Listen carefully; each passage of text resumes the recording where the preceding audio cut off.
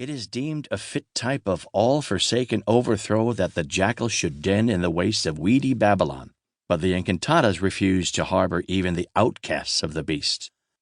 Man and wolf alike disown them. Little but reptile life is here found: tortoises, lizards, immense spiders, snakes, and that strangest anomaly of outlandish nature, the iguana. No voice, no low, no howl is heard. The chief sound of life here is a hiss. On most of the isles where vegetation is found at all, it is more ungrateful than the blankness of Atacama.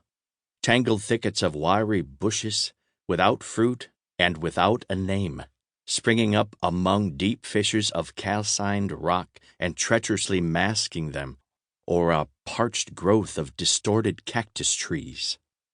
In many places the coast is rock-bound, or more properly, clinker-bound, tumbled masses of blackish or greenish stuff like the dross of an iron furnace, forming dark clefts and caves here and there, into which a ceaseless sea pours a fury of foam. Overhanging them with a swirl of gray, haggard mist, amidst which sail screaming flights of unearthly birds, heightening the dismal din. However calm the sea without, there is no rest for these swells and those rocks. They lash and are lashed, even when the outer ocean is most at peace with itself. On the oppressive clouded days, such as are peculiar to this part of the watery equator, the dark, vitrified masses, many of which raise themselves among white whirlpools and breakers, in detached and perilous places off the shore, present a most Plutonian sight. In no world but a fallen one could such lands exist. Those parts of the strand free from the marks of fire stretch away in wide level beaches of multitudinous dead shells, with here and there decayed bits of sugar cane, bamboos, and coconuts, washed upon this other and darker world from the charming Palm Isles to the westward and southward, all the way from Paradise to Tartarus. While mixed with the relics of distant beauty, you will sometimes see fragments of charred wood and moldering ribs of wrecks. Neither will anyone be surprised at meeting these last, after observing the conflicting currents which eddy throughout nearly all the wide channels of the entire group. The capriciousness of the tides of air sympathizes with those of the sea. Nowhere is the wind so light, baffling, and every way unreliable, and so given to perplexing calms as at the Encantadas. Nigh a month has been spent by a ship going from one isle to another, though but 90 miles between. For owing to the force of the current, the boats employed to tow barely suffice to keep the craft from sweeping upon the cliffs, but do nothing towards accelerating her voyage.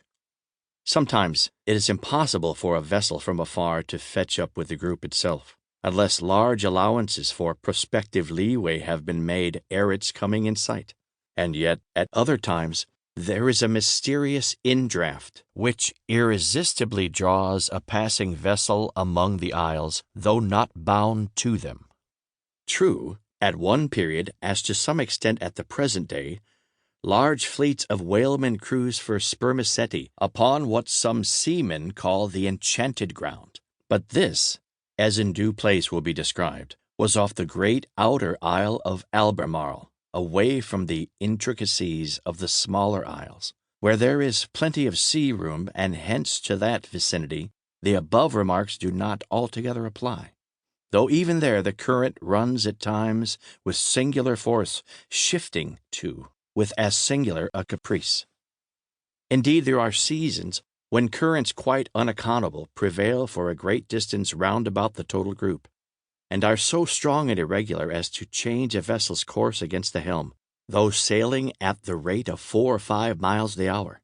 The difference in the reckonings of navigators produced by these causes, along with the light and variable winds, long nourished a persuasion that there existed 2 distinct clusters of isles in the parallel of the Encantadas, about 100 leagues apart.